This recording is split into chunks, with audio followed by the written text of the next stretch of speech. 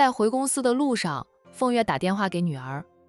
等凤晴接听电话后，她问阿晴：“你现在哪里？”“在家里休息。”凤晴答道：“拜妈所赐，我在医院住了几天院，刚出院回家。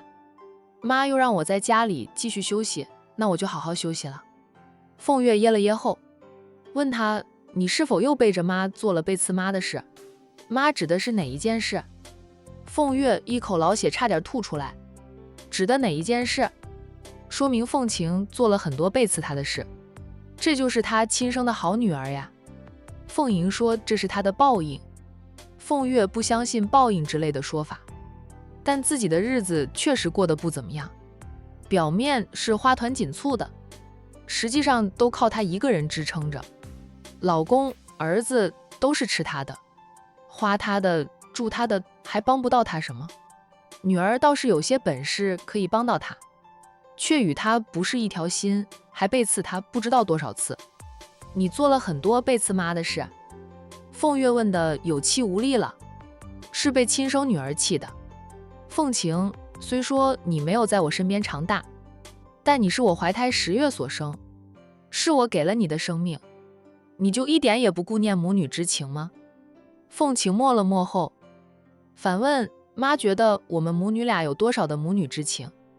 她回到亲生父母身边时已经26、27岁，刚回来时又受到不公平的待遇，至亲对她都是表面功夫，他们更疼爱凤若，在他们眼里的心里，凤若才是他们的女儿。她的回来反而招来他们的怨恨，恨她的出现破坏了他们父慈女孝、兄友妹恭。明明是凤若霸占了他的家人，享受了本该属于他的一切，他的至亲却怪他，又不是他叫人将他和凤若调换的，感情都靠培养出来，他和至亲没有培养出多少感情，就是与亲妈稍有点感情，却也不深。他的三观，他的处事风格，早在前面20几年就养成定了型，并不会因为回到亲妈身边就改变。凤月又是一噎，好半晌，凤月说道：“不管你怎么想妈的，妈对你的母女情都是真心实意，没有掺杂着其他。妈就算是死，也会提前给你铺条后路。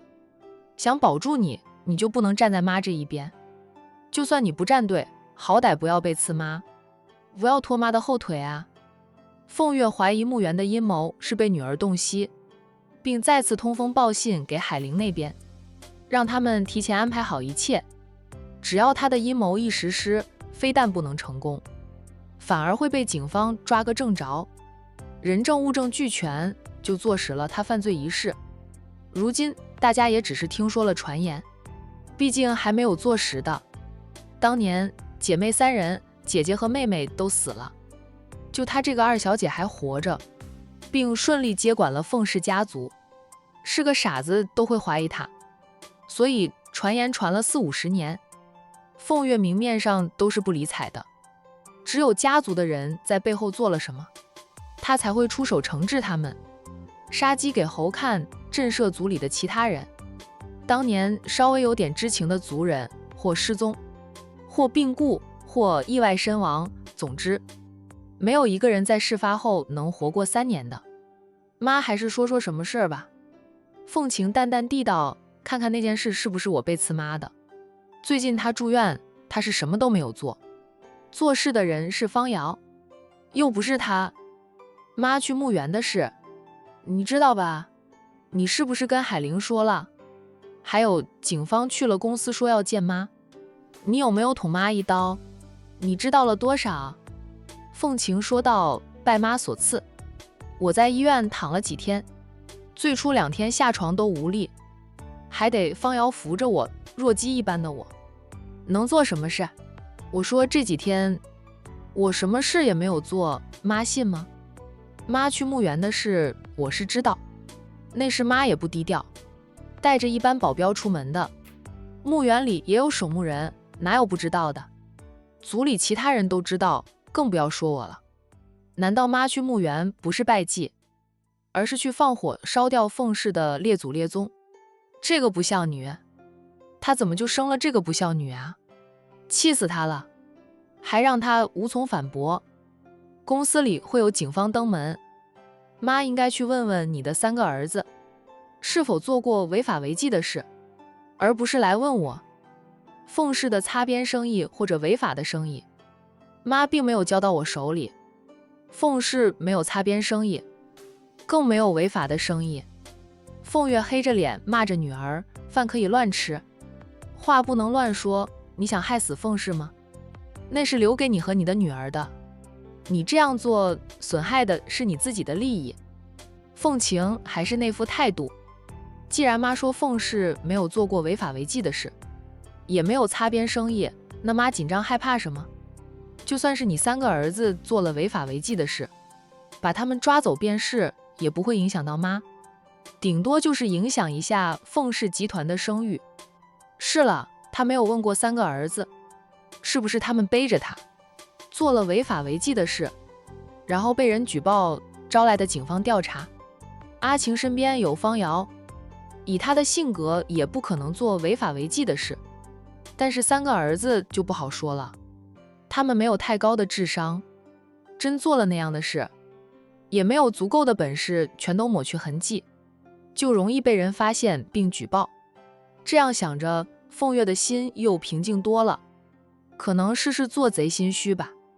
听到有警察去了公司，他第一个反应就是以为自己私藏的枪被发现了，连自己的家人都不知道他藏着枪，外面的人能知道。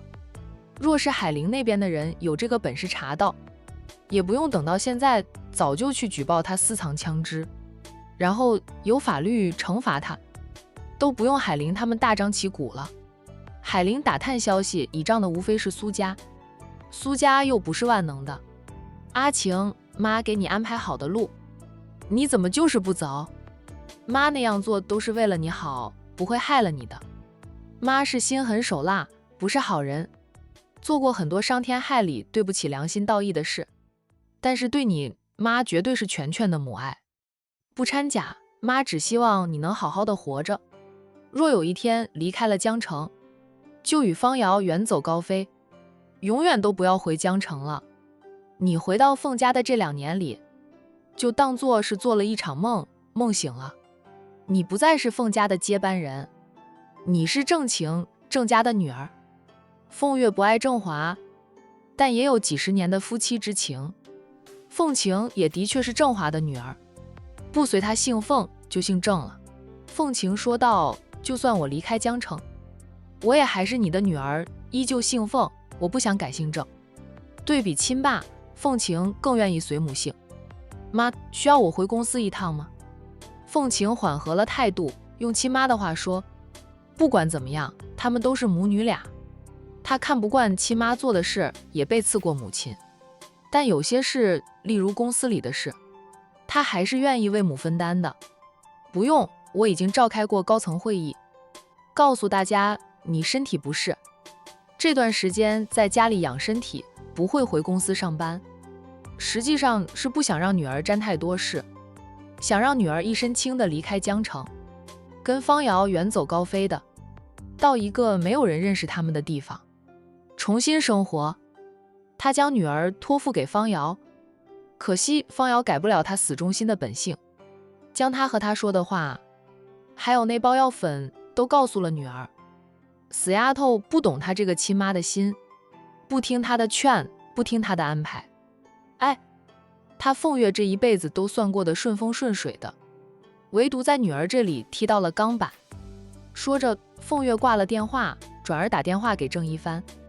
3个儿子若是做了什么事儿，都是老大带的头。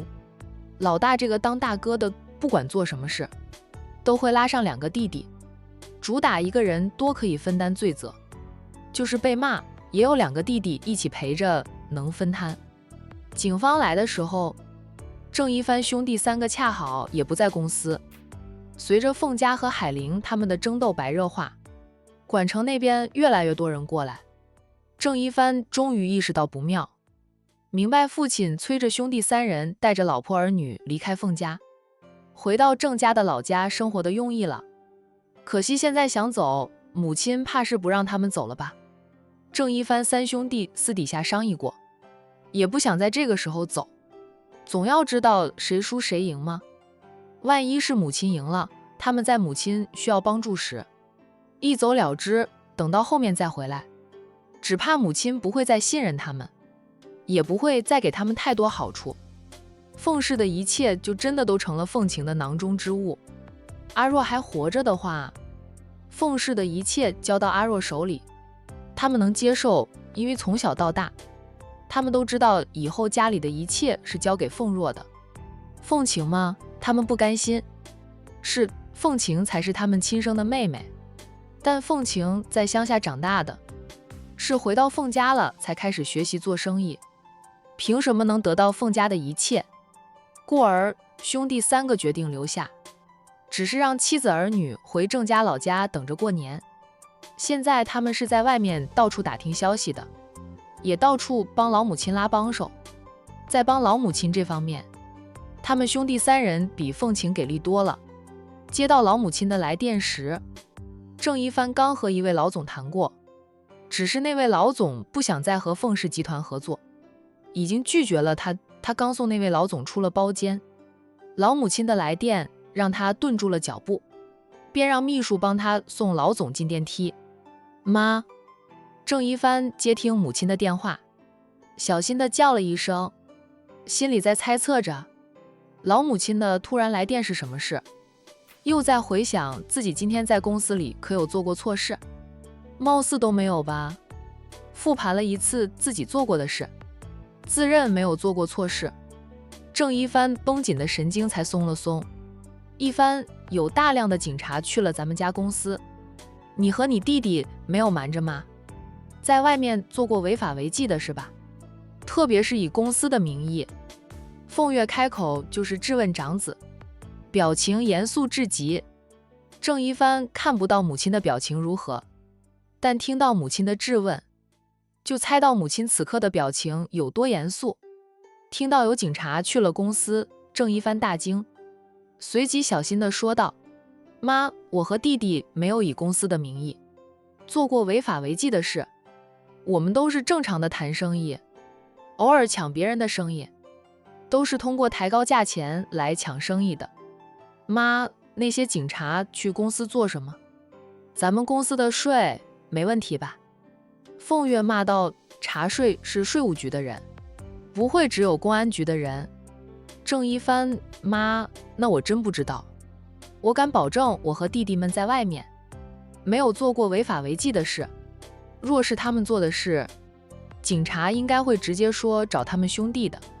听母亲的口吻，貌似没有说是找他们兄弟几个呢。你现在哪里？叫上你两个弟弟都给我回公司。凤月命令着。在通知了儿子们回公司后，凤月又打电话给杜先生，确定杜先生那里没有出差错，他才放心地回到凤氏集团。凤月一回到公司，见到了警察同志，警方严肃地跟他说，接到举报，他身边的老助理杜先生私藏有枪，请他和杜先生去警察局一趟接受调查。因为杜先生只忠于凤月，他做的任何事都是凤月吩咐下去的，故而只有凤月有他的联系电话，其他人就算能经常看到杜先生来公司里，也没有杜先生的联系方式，警方才会找到公司来，要求凤月提供杜先生的联系方式，最好就是凤月能电话通知杜先生，与他一起回警局里接受问话和调查。警察同志，你们是听谁说的？谁举报老杜私藏有枪？老杜只是我的生活助理，他又不是混黑社会的，怎么可能私藏枪支？肯定是别人陷害他，顺便抹黑我。我得罪了太多人，他们现在想方设法要压垮我，什么违法的事都赖到我身上来。虽然警方说是怀疑杜先生私藏有枪，没有说凤月，但杜先生是凤月的全能助理，只为他办事，他私藏有枪的话，凤月能不知道？这样跟着警方走，估计他和老杜很难脱身，就算脱身出来，也惹了一身的骚。除了海玲他们会这样对他，还能有谁？他听到警察来了公司，第一个反应就是自己私藏的枪被发现，被举报了，还以为自己多心，做贼心虚呢。是真的，他那是第六感超强，用另一种说法就是做贼心虚，知道自己这个行为放在现在是违法的，会受到法律的惩罚。凤女士，这个是不是诬告？我们会调查清楚的，请你和杜先生跟我们回去一趟，也是正常程序，还请凤女士谅解。凤月默了默后说道，肯定是我的死对头诬陷我，没证没据的，你们也不能抓人是吧？凤女士，我们只是要带你们回去问话以及调查，并不是正式抓捕你。凤月被驳得哑了口。凤女士，请你联系一下杜先生。凤月应着，好，我现在就联系老杜。他打电话给老杜，让老杜马上过来，说警方怀疑他私藏枪支，要他回来配合着警方的调查。杜先生接到这通电话时也是很意外，除了家主私藏着手枪之外，其他的枪都是以前打猎的猎枪，不过就是猎枪也不能持有，被人发现举报一样要上缴，而且他们还要被判刑。杜先生想的和凤月一样，他们私藏着枪这么长时间了，没有跟任何人说，就算他和凤月的阴谋计划里有着尹海玲一般人进入凤家大宅后，要么就是火烧凤家大宅，大家一锅熟，要么就是用枪射杀海玲和商太太等人。在计划还没有实施之前，杜先生都没有将私藏着的猎枪拿出来，故而知道他们有枪的只有他和家主。警方是如何得知的？难道他的人里面真有人背叛了他？但是他的人现在也还不知道他手里有枪呀，总不会是管城那边的人知道了举报的吧？那样的话也太可怕了。杜先生虽说从来没有轻视过管城过来的人，但也没有太多的担心，认为以他和家主的本事，能够助家主脱离这一次的危机，让家主继续稳坐家主之位的。现在啊，他开始担心了，担心他们会一败涂地，到最后家主可能会失去家主之位，身败名裂，还会落入法网。以家主的年纪进去后还能活着出来吗？管城的人虽说有钱有势，但他们不会干违法的事。如果他们要干违法的事，早在商太太既想自己是江城凤家的大小姐后，就手起刀落剁下了凤月的头，替父母报仇了。他们不愿意为了报仇赔上他们的下半生，所以他们都是通过合法的路径来替上任家主报仇，就只能抓到他家主的罪证，让家主受到法律的惩罚，这样商太太也算是报了仇。所以若是让商太太等人知道他们手里藏着枪，肯定会举报，让警方出面收拾他们。杜先生想将私藏的猎枪转移地方，等会儿警方肯定会去他的住处搜枪的，说不定刚才都去过了，只是他不在家里，警方又查不到他的联系方式，才会找到凤氏集团去，通过家主把他叫到凤氏集团。不能转移，转移的话动静有点大，反而更容易被抓个正着。杜先生决定赌一把，赌商太太他们是没有证据，凭着猜测举报他的。也不对，商太太他们若是乱报警，也要被问责的。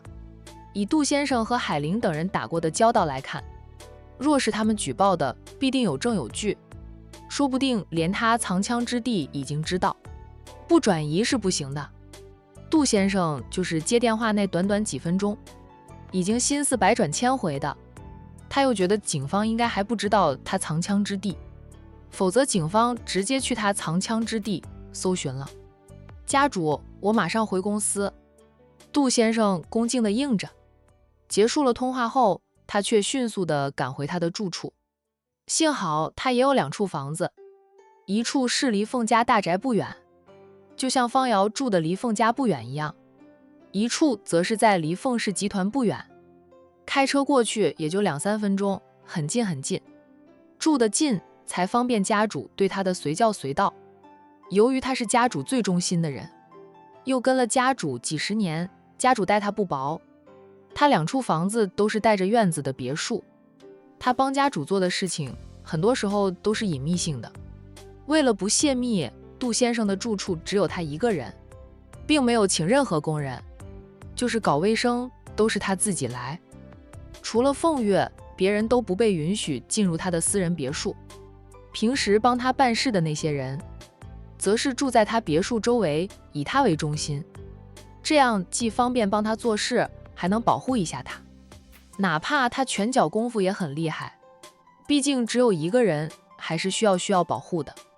杜先生私藏的猎枪在他别墅的地下密室里，地下密室的入口做得和墙壁一样，是通过开启开关才能进入，平时看着就是一道墙，故而他藏着的猎枪，就算有小偷潜进来都发现不到，况且压根就没有小偷能潜进他的屋里。杜先生回到自己的住处，打开了地下密室的门，将他私藏着的猎枪转移到另一个地下密室，那个地下密室则在院子的假山底下，那里更加的隐蔽性。转移好后，杜先生才不慌不忙的开着车赶去凤氏集团，反正他在外面，接到家主的电话就往公司赶，也是需要时间的，需要多少时间还不是他说了算。杜先生赶到凤氏集团后，就和凤月一起被警方带走。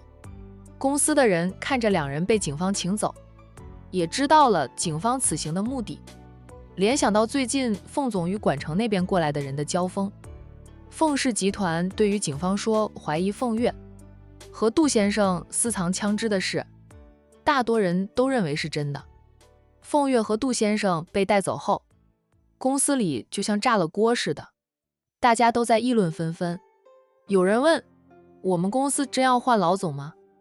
听说凤总当年是害死了他的姐妹才接管我们公司和他的家族的，凤总要是真的进去了，我们公司是不是凤副总接手？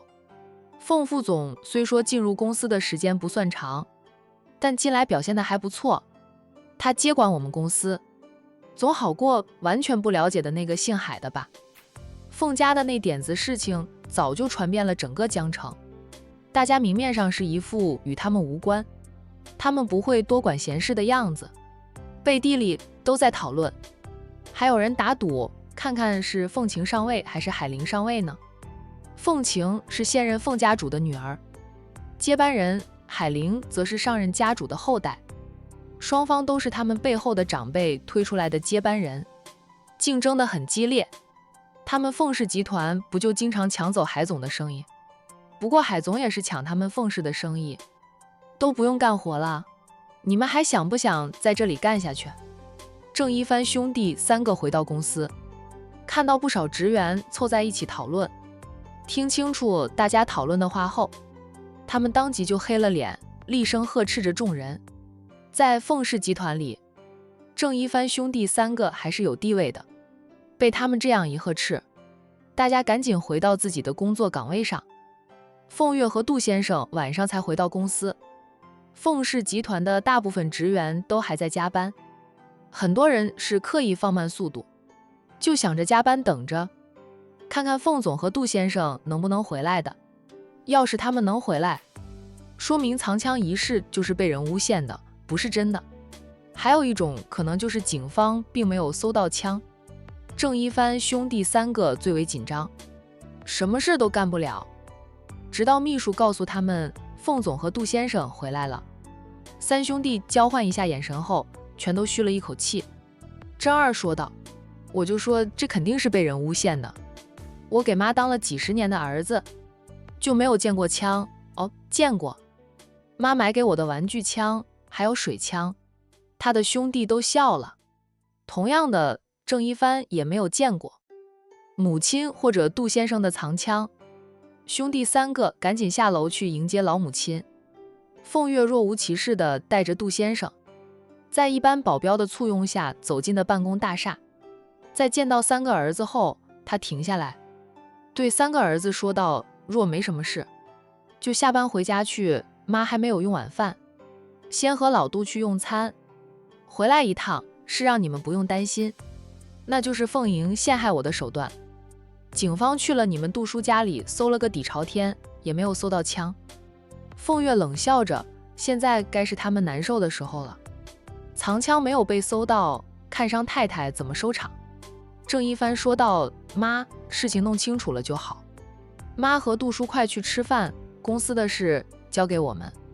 凤月哼了一声，还交代了3个儿子代为处理几份文件。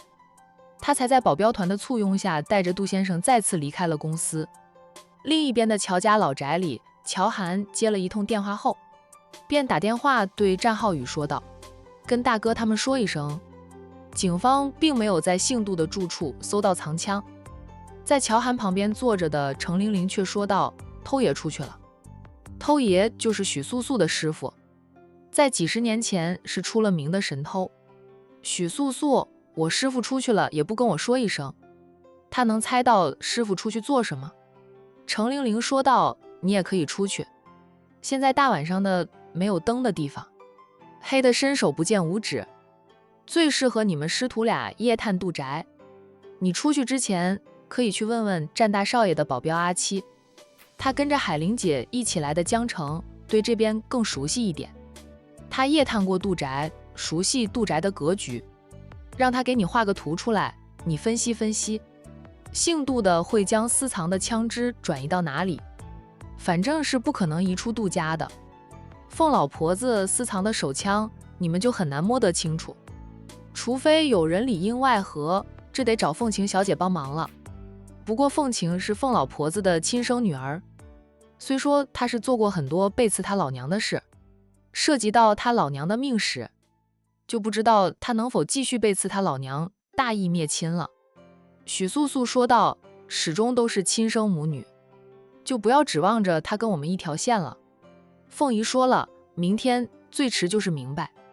凤老婆子肯定全邀请我们都去凤家大宅做客的。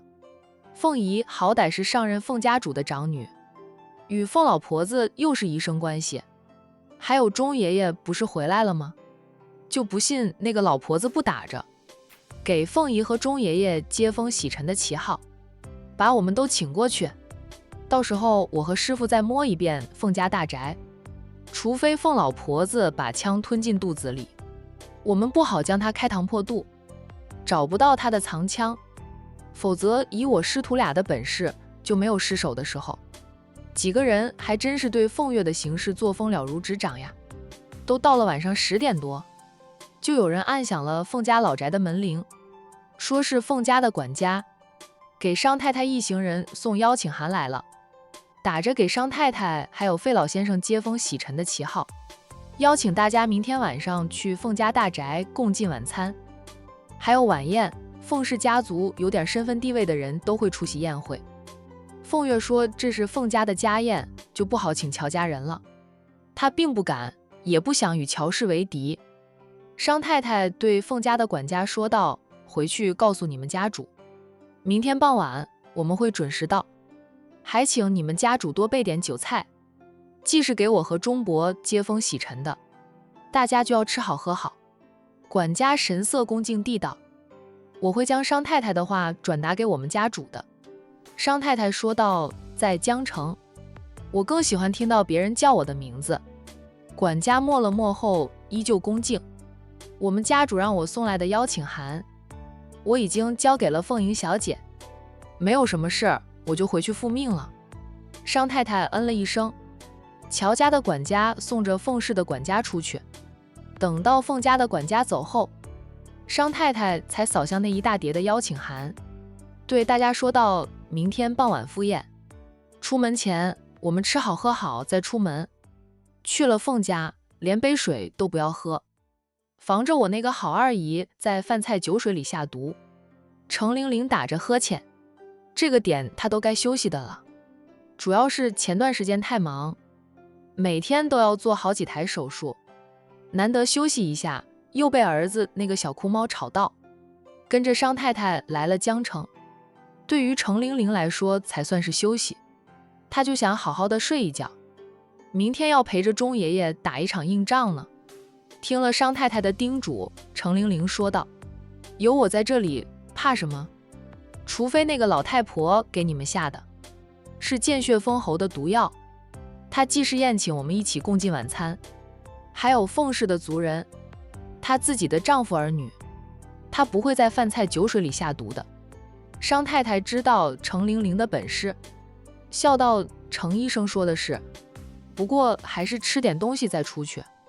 去了那边，就是打嘴仗都不知道要打多长时间，药吃好了才有精力和他打嘴仗。程玲玲恩着，战印则是说道：大姨，我觉得凤月更有可能放火烧屋，将我们所有人都困在屋子里，与我们同归于尽。姓杜的准备了很多汽油，偷爷说要去把他的汽油都换成水。这句话是海玲说的，众人都带上点笑意。他们都知道了凤月策划了几个阴谋，总要提前想好对付的办法。不过神偷师徒俩的到来，以及他们师徒俩大展身手要干的事，他们倒是没有想到。不管是战印还是商无痕，都庆幸他们不曾得罪过那几位老前辈。很晚了，大家都去休息吧。商太太跟大家说了一声，大家平时都是当惯夜猫子的，其实还不困。不过在商太太说了之后，住在乔家老宅的则是回到自己休息的客房里，没有住在乔家的则各自回到平时住的酒店里。战印是住在丰泽大酒店，他回到酒店的房间，刚在沙发上坐下来，手机就响了。他猜测是爱妻打来的，掏出手机一看，来电显示，还真是彤彤发过来的视频通话邀请。他严肃的俊脸一下子柔和下来，接了海彤的视频通话邀请。接通后，他先看到的却是洋洋那张小脸。姨丈。洋洋看到他后很开心，笑着叫了他一声，然后扭身仰头说道：小姨，是姨丈。海彤弯下腰来凑近镜头，让战印能看到他。他问：你回到酒店了？战印嗯了一声，刚开会回来才坐下，就接到你的电话了。洋洋，这么晚了，你还没有睡啊？洋洋答道：我明天又不用上幼儿园，我在放寒假呢，放假呢。放假的时候，不管是妈妈还是小姨，都会允许她多玩一会儿。海彤看到丈夫的脸上带点倦容，心疼的道：很忙吧，别太累。累坏了，洋洋会心疼的。洋洋接话：对啊，我会心疼姨丈的。战印笑：洋洋都会心疼姨丈了呀，彤彤你就不心疼我吗？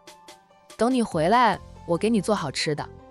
海彤答非所问，却也藏着了答案。他最是心疼他了，当然他也心疼他。夫妻俩的感情早已经是双向奔赴。等我去接你们回来，然后你给我做点好吃的，咱们的宝宝听话吧。夫妻俩分开其实时间并不长，但给战印的感觉已经过去了几个春秋一样，一日不见如隔三秋，已经算得上是老夫老妻了。分开的时间稍长一点，他就觉得相思太难耐了。你不来接我和洋洋回去，我们俩就留在风尘山庄过年了哈。洋洋不知道多开心，天天和龙庭玩得不亦乐乎的，都快不记得自己来自哪里了。咱们的宝宝是一天一天长大的，胎动得越来越厉害，听不听话，得生出来以后才知道，通过胎动来看。我觉得咱们这个小宝宝会挺调皮的。没事，谁的小时候不调皮？大家不是说调皮的孩子会聪明一点吗？咱们的孩子会很聪明的。战印宠溺地道，不管孩子调不调皮，他都会疼爱，这是他和彤彤的爱情结晶。姨丈，你不疼我了？洋洋控诉着，跟我没说两句话，就问我小姨肚子里的小弟弟了。小家伙还嘟着嘴，一副争风吃醋的样子。现在大家都宠着他，他就是团宠。等小姨的小弟弟出生，还有沈阿姨的小弟弟，是不是就分走了他的宠爱？大家不疼他了？小家伙忽然有点担心，但他又很想看到小姨肚里的小弟弟出生，还有沈阿姨的。他喜欢小弟弟小妹妹们，他们小小个的很可爱，像姨婆家里的那个小弟弟一样，好可爱啊。每次去了姨婆家里，洋洋都很想叫小姨抱着小弟弟回家里，他能带小弟弟，他有很多玩具，可以给小弟弟玩。战印笑道：怎么可能？姨丈最疼洋洋了。姨丈问你小姨肚子里的小弟弟，那是关心你小姨，怕你小姨会辛苦难受。洋洋不关心你小姨吗？洋洋很自然的点头应着，关心啊，我最爱小姨了。你看洋洋都最爱小姨，那洋洋就不想小姨辛苦吧？所以姨丈这样问你小姨，其实是和洋洋一样，都关心你小姨，不是偏心谁的问题，洋洋明白吗？洋洋眨着眼睛又看看海童，然后歪着头想了想后，重重的点了一下头，说道：姨丈，我明白了。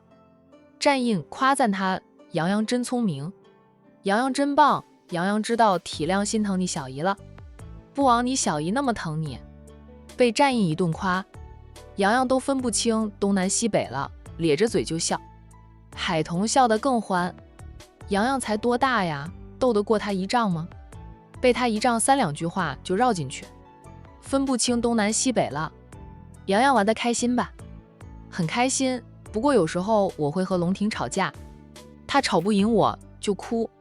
洋洋说到后面声音有点小，战印猜测他应该是输多赢少的，果然他小姨就出卖了他，说你和龙婷吵架10次，能赢个2、3次吧，哭的人还不知道是谁呢。我还小，我哭一哭怎么了？等我长大成了男子汉大丈夫，我就顶天立地，流血不流泪，男儿有泪不轻弹了。洋洋抬头挺胸，一脸严肃地说道：龙婷也会哭哦，反正不是她一个人哭就行。海童失笑不已，对丈夫说道：带他们俩去游乐场玩，玩得很开心，但也容易吵架，吵赢的哭，吵输的也哭，哭没2分钟又一起玩了。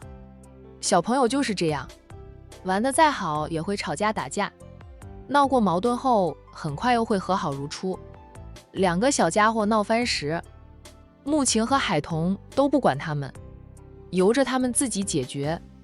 战印笑，兄弟情就是这样慢慢培养出来的。你没睡好吗？我看你有点黑眼圈了，要休息好。看到爱妻有点黑眼圈，战印颇为心疼地说他，想你想的睡不着。